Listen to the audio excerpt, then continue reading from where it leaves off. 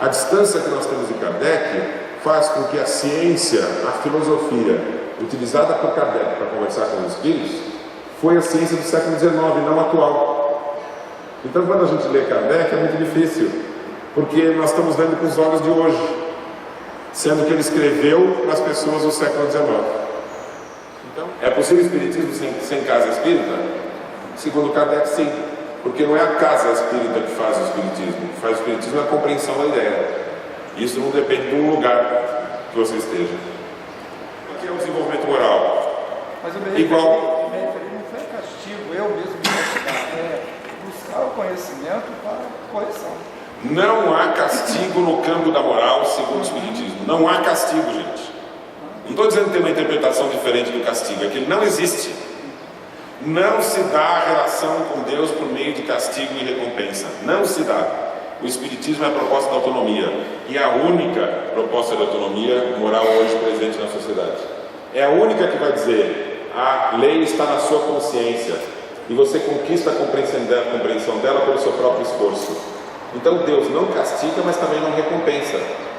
O desenvolvimento é natural. E quando o indivíduo se torna um bom espírito, capaz e compreendendo a lei, ele age assim de forma espontânea.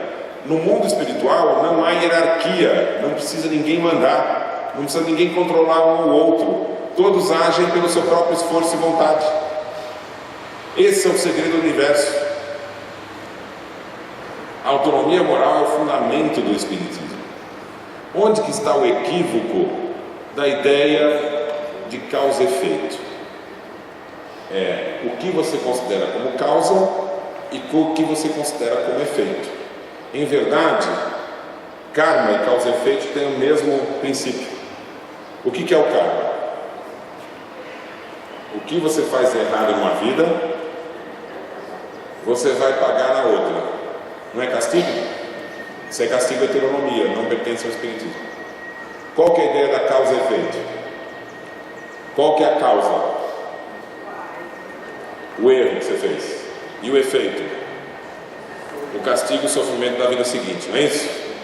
Nunca o espiritismo ensinou isso. Por quê?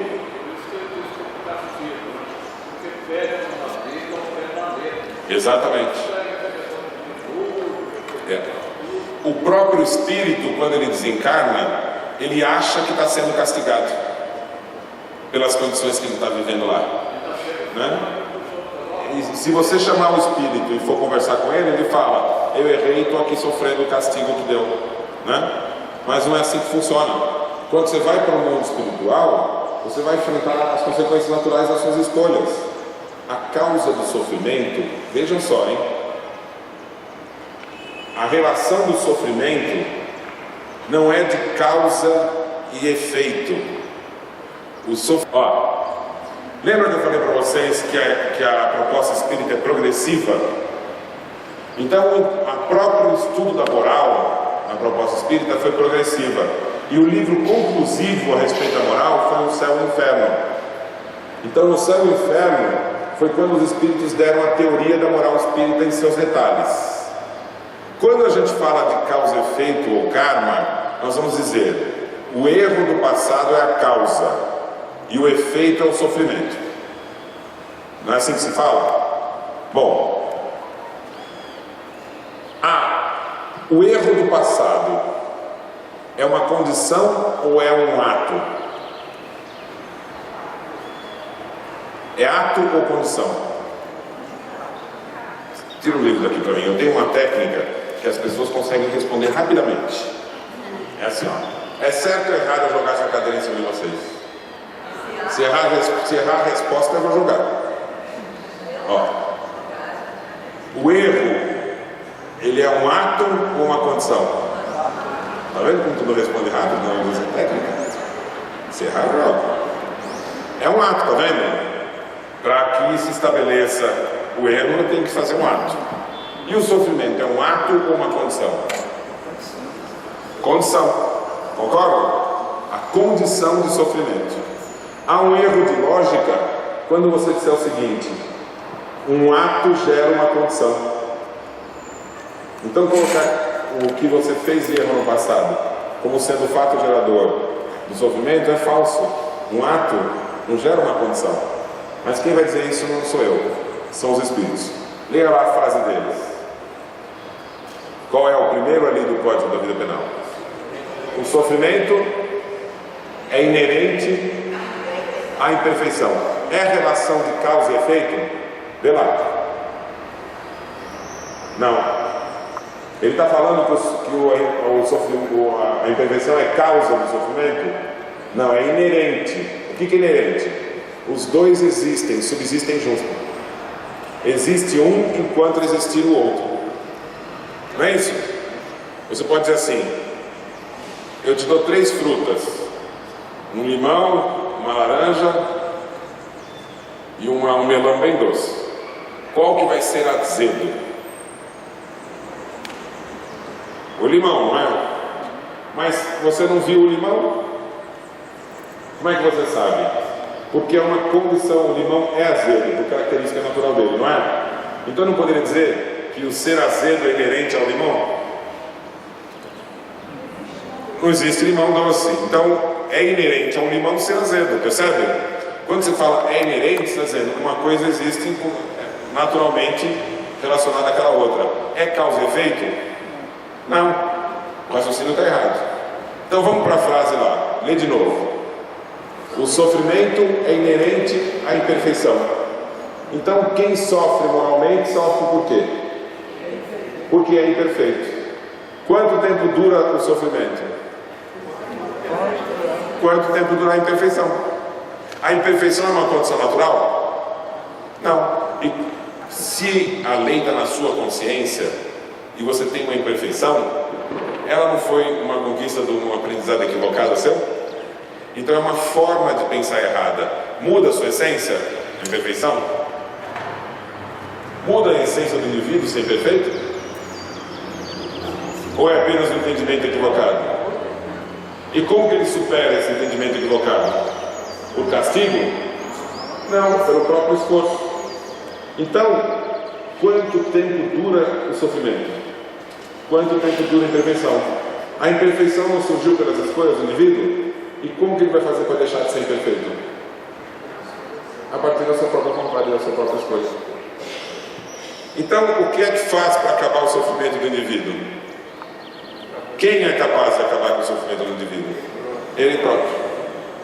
Se o indivíduo erra numa vida, presta atenção, hein? Presta atenção. O homem primitivo, quando ele mata um outro que invadiu seu território, ele errou? Ele errou? Por que que não? Ele é instintivo. Então, veja só, o livre-arbítrio que nos dá a responsabilidade de nós mesmos, olha só, hein? O livre-arbítrio que nos dá, você que não vem à noite, presta atenção, hein? Porque eu só estou falando por causa de vocês, hein? O livre-arbítrio, ele é uma conquista progressiva. O espírito primitivo nas suas primeiras vidas, ele não tem livre-arbítrio, porque ele ainda não é responsável pelas escolhas, tá certo? Se ele mata uma outra pessoa que invade o seu território, ele está fazendo de forma instintiva, não é um erro. Se ele não tem imperfeição, ele tem sofrimento moral? Não tem. Se esse espírito for aos poucos se desenvolvendo, ele vai ter um sofrimento moral? Não vai. Quem é que tem sofrimento moral? Aquele que tem livre-arbítrio. Agora presta atenção, o que é livre-arbítrio? Não é responsabilidade pela escolha? Então ele já tem responsabilidade pela escolha, ele já sabe que está escolhendo errado. Para que você tenha uma imperfeição, você precisa ter decidido agir errado, segundo a sua própria concepção do que é o certo e o errado. E aí você sofre em virtude disso. Então, um indivíduo que comete erros numa vida, por que ele comete erros naquela vida? Veja, não é em virtude do ato, é a virtude de ele estar fazendo algo que ele já sabe que é errado. Perceberam? Lembra? O primitivo ele erra quando mata alguém? Não. Só é erro matar alguém quando você já sabe que aquilo não se deve fazer, porque você tem que respeitar o outro. Deu para entender? Aí chega um indivíduo numa vida e ele comete um erro, ou seja, ele já compreende o que é o certo e decide fazer mesmo assim. Ele sofre quando faz isso? Ele sofre em virtude do quê? Do ato cometido ou da carrega? Perfeição que carrega, está lá, ó, sofrimento inerente à perfeição. Aí ele morre, ele continua sofrendo? No mundo espiritual? Continua. Por quê? Porque ele é imperfeito. Ele está sofrendo por causa do erro que fez na vida passada? Não, por causa da imperfeição que continua presente. Aí ele reencarna. Aí ele reencarna e sofre? Em virtude do quê? Do erro passado ou da imperfeição presente? Então não tem causa e efeito.